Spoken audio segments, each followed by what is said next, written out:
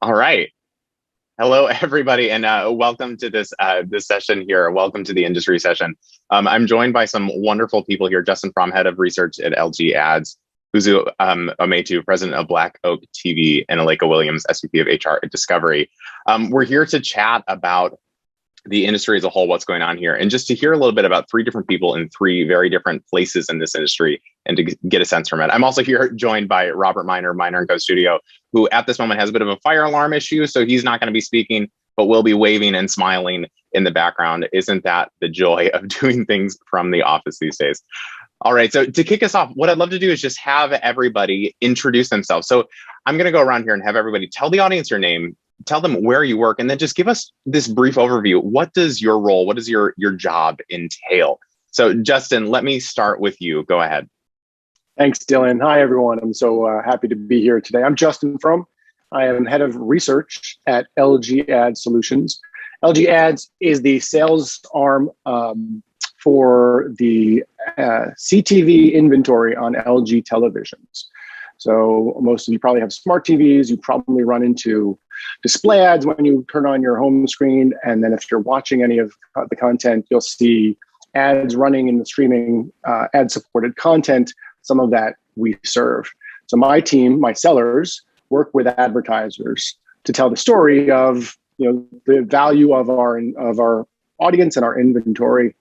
And so my job is really understanding the data, taking the data that a team of data scientists in our organization crafts and curates, and turning those into insights. Really using my 20 years in the business and 15 years in ad sales research, working with sellers and advertisers to really tell the story of what's happening on television, why people are moving to connected TV, what it means for an advertiser's media plan, and tying that all together to help my team close their business.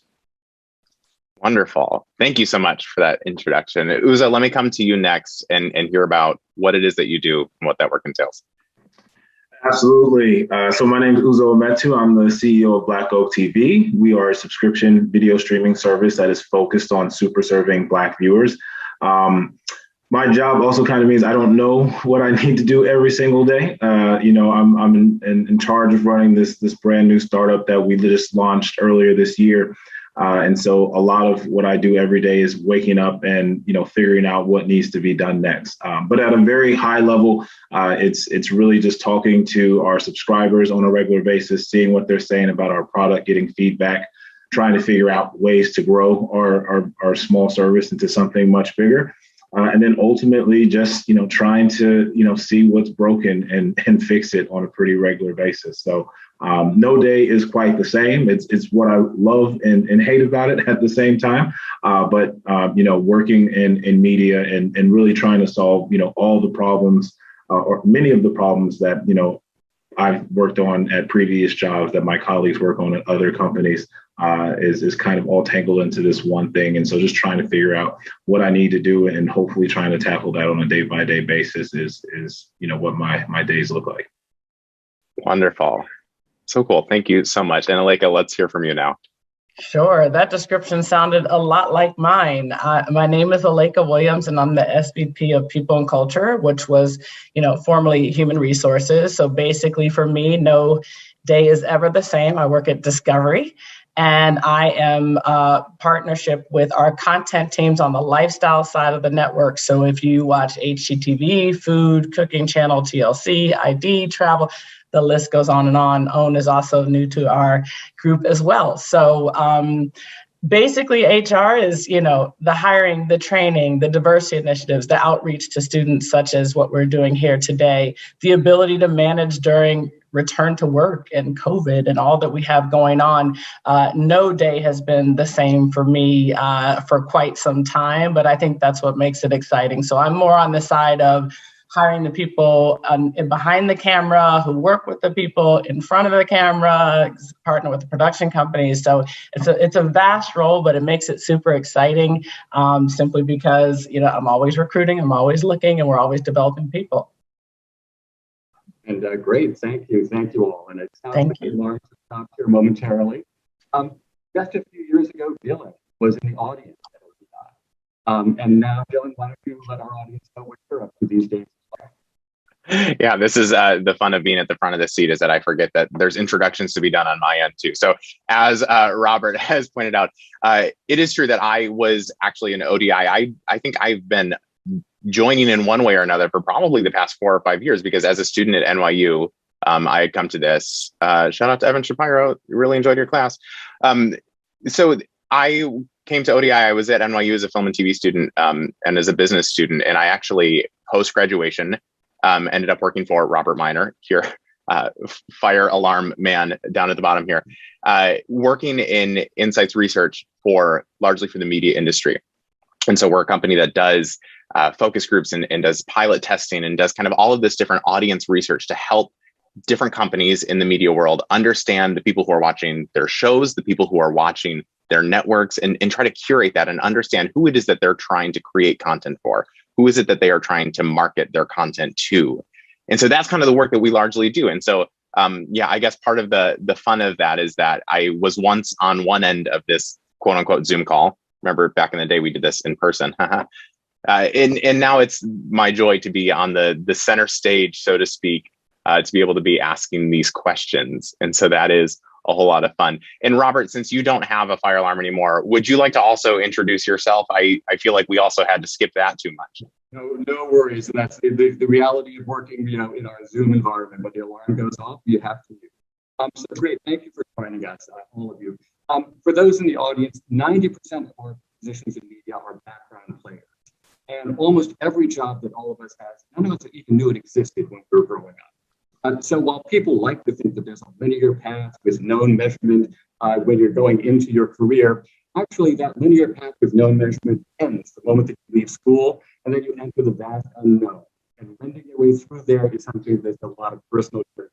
So the goal here today is for you to hear from some of us who are in the industry, who have roles that may not be familiar to you, to let you know what those roles are like and how we got there, what we love about it, and what we hope would change. So with that, I'm going to hand you back to Dylan and to our lovely panelists as well. I love that dream of that linear path. That, I don't know, maybe that was just me. Maybe all of you experienced that too, where you're like, yeah, it'll be really simple and one thing to the next. And isn't that just laughable?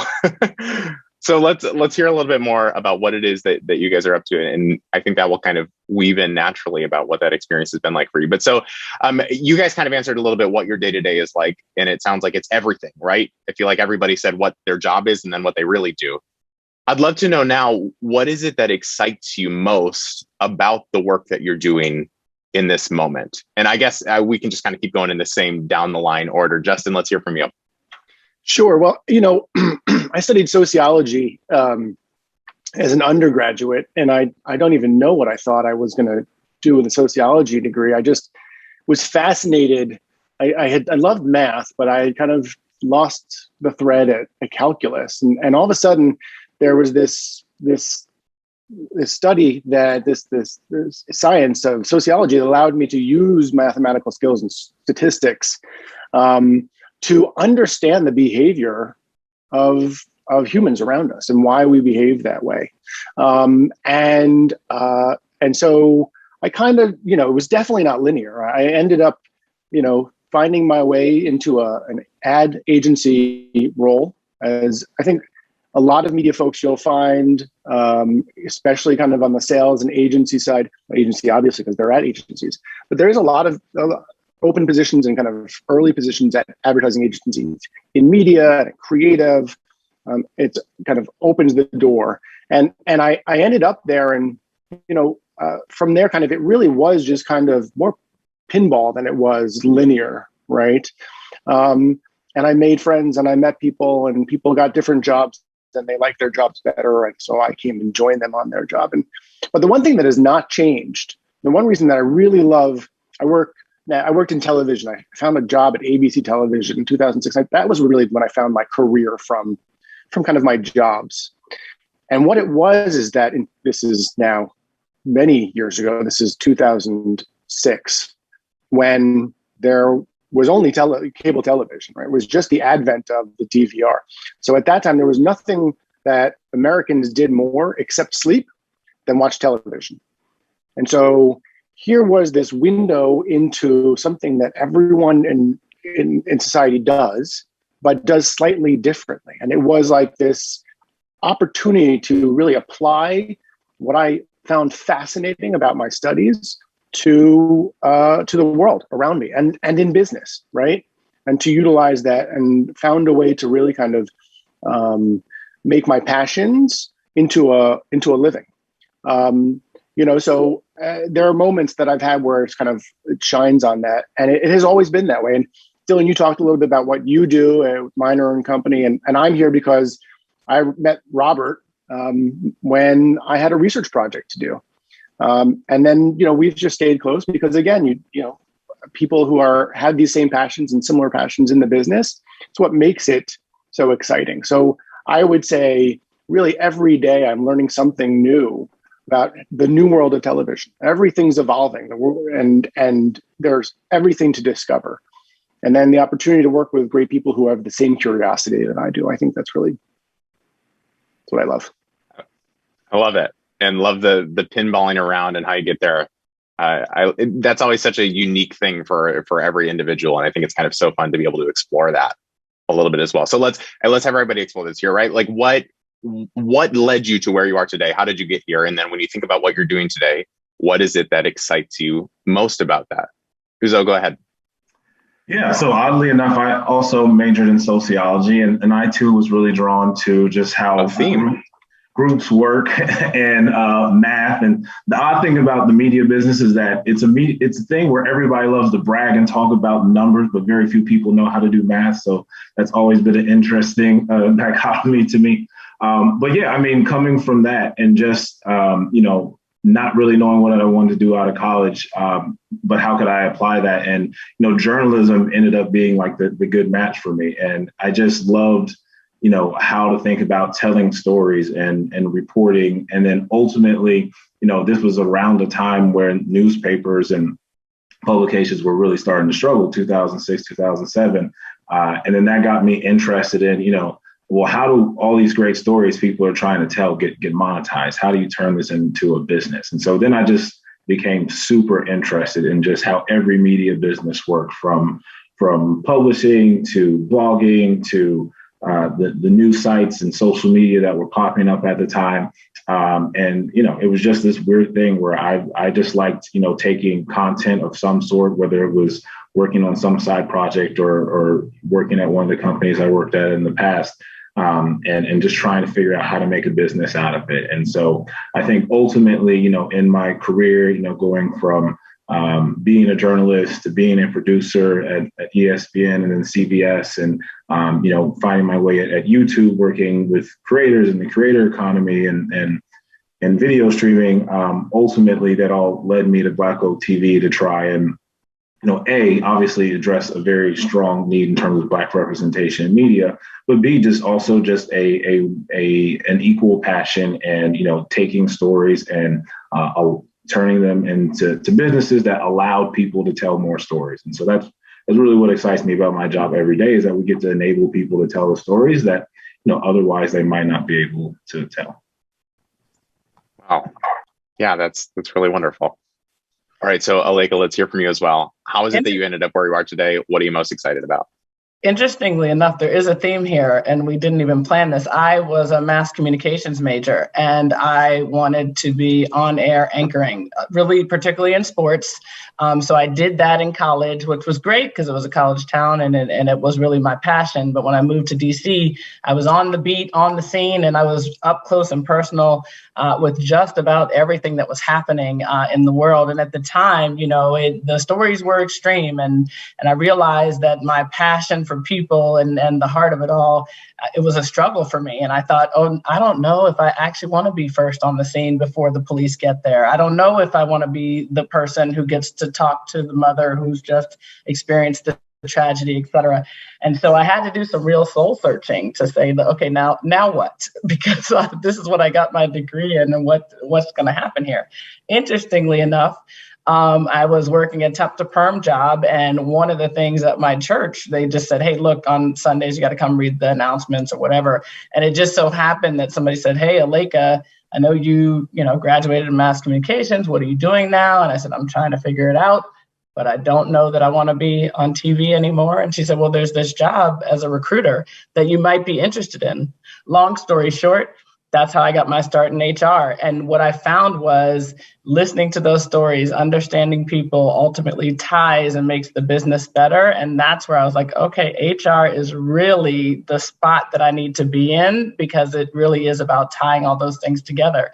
Interestingly enough, I went on, to work with sports in HR, in music, in HR, and now content in HR. And I think what does excite me is exactly what's been said before, like content is everywhere. People have stories to tell. They are engaging. And I love that. And I think what's so great, with Discovery and all that we have in the content space, whatever your story is, whatever you're drawn towards, you can find it. There used to be a time, as been highlighted already, you had 3 channels to watch. That was it. You turned on and you watched whatever was there. Now you can say, I don't want to watch this until 2 a.m. in the morning and I want to binge the whole thing. I think that's what's exciting for me now, while it's also a struggle from the business side, like how do you remain relevant? But there are so many stories to tell, so many people to represent. And I think that's what excites me when I think about it at night. That's the thing that says, okay, get up and go get it again. There's another story to tell. We will never be, short of stories. So that's what excites me. And that's how I got here. Wonderful. Yeah. And it's so kind of unique how we can be in kind of these disparate positions that are all still centered around this idea of storytelling, right? Like we're trying to share stories. We're trying to allow other people to share their stories as well. And that's kind of what is at the center of this. Yeah. So, okay, let me then ask now, you all were in college or were at the age of 18 or 20 or whatever at one point in time. And I'm curious, what has surprised you most about media today versus media then? Whether that was 4, 5, or 6 years ago or 10, whatever. What has surprised you the most about that change over time? Yeah, I guess we can loop right back around. Justin, let's hear from you. We got these questions in advance, and I've been stumped on this one. We'd like to think that we can come up with these great answers on the spot. But the thing about media is that everything is produced, right? And so I think that's key as well, is right rehearsal. Making sure you're ready to go on camera, right? But this one stumped me. I think that, I was in college in the mid 90s, and I read the newspaper, the physical newspaper, and I tuned into Friends on Thursday nights with several or a couple 100 million other people, tens of millions of other people. And so I think the big difference is what Aleka was saying, is just how disparate it is right now. But the truth is, we continue to all do the same thing, right? And that's why I have this job and love it, because we all are drawn to content and to stories, right? And we connect to each other through those stories. I mean, when the DVR first kind of came about, the question was, what happens to water cooler television? I mean, right? People used to go to the office, and there used to be, you go to the kitchen to get some water, and you'd say, oh, did you see Friends last night? Right? Or whatever the show was, and you would talk about it, spend that time. And there was the fear of kind of this end of like connection, anomie, as a sociologist might think of it. But the truth is, we just find different ways to connect. And it's over those stories. And I think that, what's really fascinating is just how kind of disparate it's become, and yet how still connected we can be. So I think that to me is kind of the big change. Yeah, that's interesting, because it's not just how are things different, but at the same time, like how are things unexpectedly the same? We shifted a little bit, but we still managed to create some of those same experiences. Yep. And you look at kind of what things, are often quite the same, right? We still watch the same kind of content, the same forms of content. I think we can do better, and I think we can evolve. And I look forward to seeing what people in college now think of kind of the way that they receive messages, both content and advertising, and how they evolve that, because I think we're ready for that. Yeah, and I think one of the points to look at as well as we move from sort of media monogamy to more of this programming and platform polygamy, that it's a nightmare for TV executives but also it's an opportunity for diverse voices to come to the fore. So while we're no longer watching the same 3 networks, which has been alluded to, and I doubt anybody here who's watching us remembers a time when there were just 3 networks. However, the fact that there are so many different channels and so many different reflections of who we are out there is an opportunity in and of itself. I couldn't agree more. I think, we are having ongoing conversations internally about, what is it that people want to watch and why. And I think what is so amazing is you can get on a plane and watch what you want to watch. You can go to your friend's house and tell them what to watch. And even the water cooler conversation when we're actually back in a building, it's like, what are my friends watching? Oh, they're watching it. Let me watch that. And I think it's the exposure of, the startups, and it's the exposure of the people who are passionate about things. What I love about our brands is like we will walk through, for HGTV as an example, through Home Depot and find talent. We probably wouldn't have done some of those things before, but now you can find talent on YouTube or down the street. And I think it's creating your path doesn't have to be so linear to do this and serve in this capacity for this long. And then all of a sudden we certify you, and then you can be, now it's like, are you doing it? Do you love it? Are you great? Can we practice?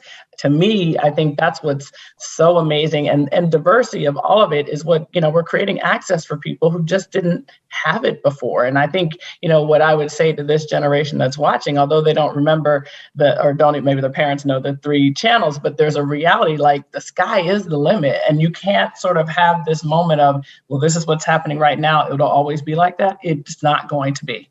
It will change, and before you know, it'll be the next thing. And I think that's what makes it great. That's what makes it great.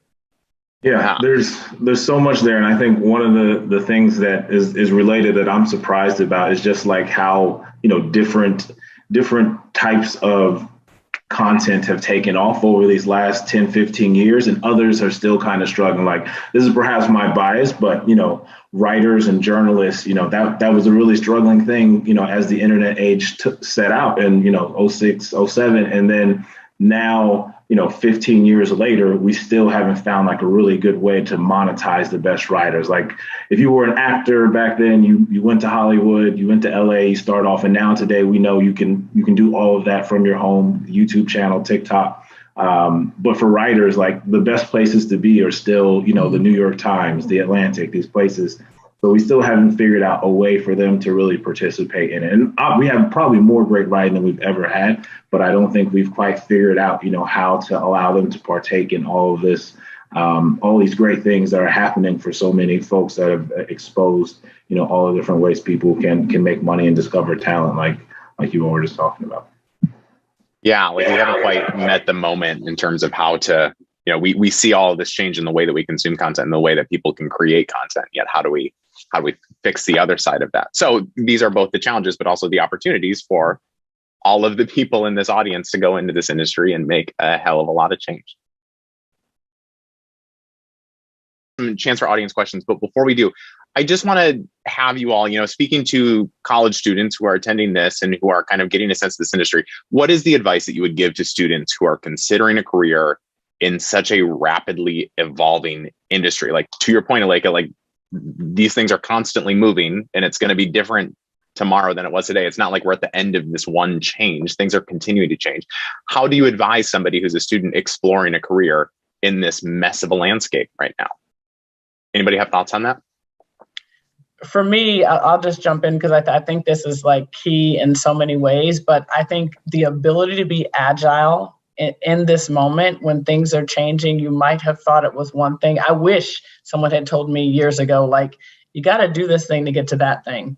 And when you do that thing, that'll create that thing. And I think there's an aspect of, we all want it right now in this moment because someone else has it and they got it that way or whatever. Well, we all have our own stories as evidenced today.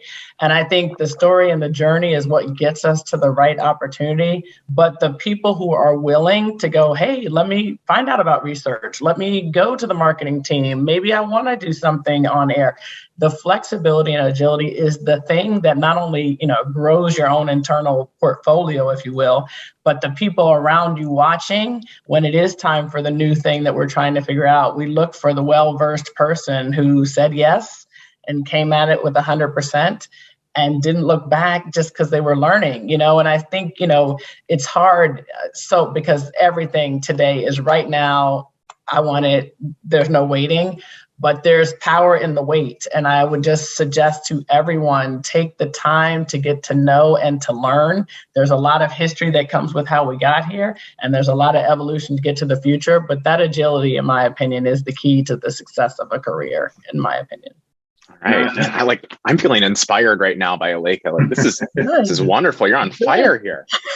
And I would add to that, right? Because obviously being agile in today's world is very important. And I think one of the ways you can do that alongside, figuring out how you're going to pay the bills is to have something on the side that you're working on your own. It doesn't matter how big or small it is, but you can learn so much, particularly in media, by just having something of your, so much of what I learned was I ran a, modest little blog out of college. It wasn't huge or anything, but you learned about CPMs, you learned about Google Analytics, you learned about needing Google for distribution, you learned about, partnerships to get more traffic.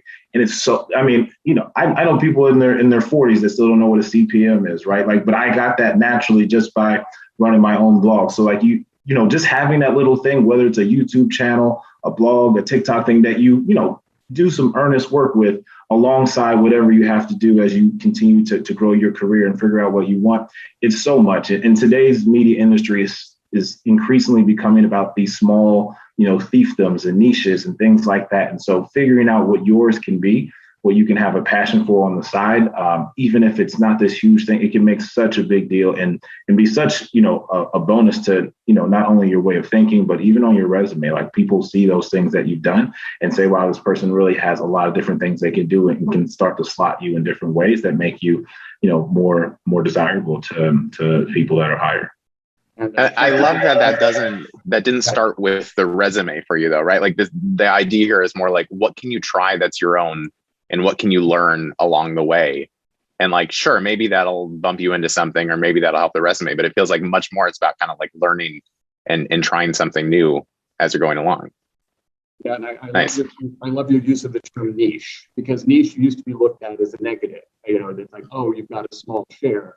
But actually finding your niche, creating that niche, owning that niche is the new impact now. So it's wonderful that you use that term. Mm-hmm. All right, Justin, do you have thoughts on that as well? What is the advice to somebody who wants to jump into this whirlwind of an industry? I think we've said it there. Aleka and Uzo really hit it, right? It's about your passions, like we've talked about. And the more you can understand, you can learn so much these days that we couldn't learn before, so that you can discover your passions and talk about your passions. And then you can communicate those passions just in conversation with the person that you're talking to.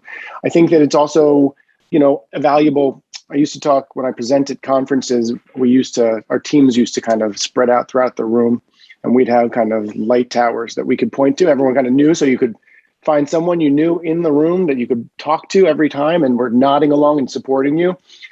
I think there are people throughout your career who you identify quickly, who are just engaged when you talk and listen to you, and find those folks, because we're here because we believe in you, and it doesn't have to be just kind of in this one-to-many situation. It can be in a one-to-one situation as well. And find those people and learn as much as you can from them. I think that's key. Wonderful. All right, so I could ask questions for a million years. I know that we have Frankie Rosenthal, one of the ODI leads here as well, to pass along some student questions. And so, Frankie, do you have some that you can toss into the ring here? Yeah, for sure. So like I said before, I'm Frankie Rosenthal, and this was a great session. I'm so happy that I was a part of it and was able to listen to everything you guys said. So thank you so much for that. And I'll just ask you guys some questions that I received and that I've come up with myself. The first one being, with the theme of this year's conference being the promise of one diverse industry, what are some next steps that you guys think the media and entertainment industry can take to offer better representation throughout various roles that hasn't already been achieved yet? Anybody want to kick that off? I'll take it. I mean, I think, look, this is an evolution, right? I think, everybody, in the past few years has gotten to a place, based on some of the trigger points to say, we're investing in this and we're going to give money towards this and this is what we're going to do. I think what I personally believe is that there has to be diversity within the organizations as well as the production companies and partnerships that you're, involved with. Like, there is an aspect of growing and developing and continuing the good work, but there has to be some accountability. It's not just checking a box. We've got to get to a place where we're super clear on expectations and we're open to, as we talked about, network, executives struggle if a show isn't rating or where is it in the right place, but there has to be commitment. And in my opinion, what this really takes is time and energy and doing the right thing consistently. So are we there yet? No. Is anybody there yet? No. But will we continue to evolve, like companies like Uzo and our ability to, get the research and the data? What are people watching? But there's so much work to be done. I appreciate the efforts thus far, but this is an ongoing thing. But I think it, again, goes back to who you're hiring, who's in the room, who's on air, where you're putting it, and the consistent investment, not just for a moment, but for moving forward. I would say, I have represented, the mass of Americans to sellers for many years. And I took them out of their bias of kind of being at the forefront of kind of tech adoption and kind of getting them out of that frame of reference and that bias. And I would like to, we do a lot of training in the industry, both for HR purposes as well as kind of for, improvement of our careers. And I would love to see more training on implicit bias throughout the organization. I think this is key throughout our culture as a whole. But we all come and I think if we can understand, the biases that we bring just by our own experiences. We are media. We represent culture. We should be the first to understand how that affects us and how we can kind of build around that and be better and be more successful. So wonderful. Frankie, do you have more questions? We can jump in here with our last few minutes. Yeah. So I know that you guys talked about how being agile in this industry is so important, but a question I have is, what specific skill do you personally think is the most valuable? If you would just have to pick one skill, which one would you say would be the most valuable that will take you far in the media and entertainment industry? I mean, honestly, in media, and it probably applies to other industries as well, but certainly this industry, it's the ability to tell a story, and that's whether presentation, using numbers. Honestly, just being a gregarious, informed, smart person. Like, I mean, these things, they matter and they show up in so many of the other things you do. So, if you're not thinking about, again, going back to what Aleka said, like, being agile, learning different things, very important, but to being able to tell a story about the things that you've learned, how to apply them, why they're important. It is how you advance in this industry. Point blank, period. Like there's no other way. The people who tell the stories are the ones that, get the influence in media for sure. I completely agree with that. I think it's telling the story. And I do think your passion behind the story. I think, the hardest part I've seen, I'm an HR, I coach and counsel people all the time. If something's not working for you, that's okay. Figure out a way to switch. That's all right. But if you're not passionate about it, then your storytelling doesn't work. You're not agile. Like, all these things start to play out and manifest themselves in very different ways. I think it's always hard to say this is the one thing that's going to get you there. But at the end of the day, I do believe storytelling, particularly in what we're doing and really everywhere now, but your passion behind what you believe, who you are, and what makes you tick every day, particularly in a world where everything's happening around us. Some of this isn't just a textbook answer. It's who you are and the environment where you'll flourish.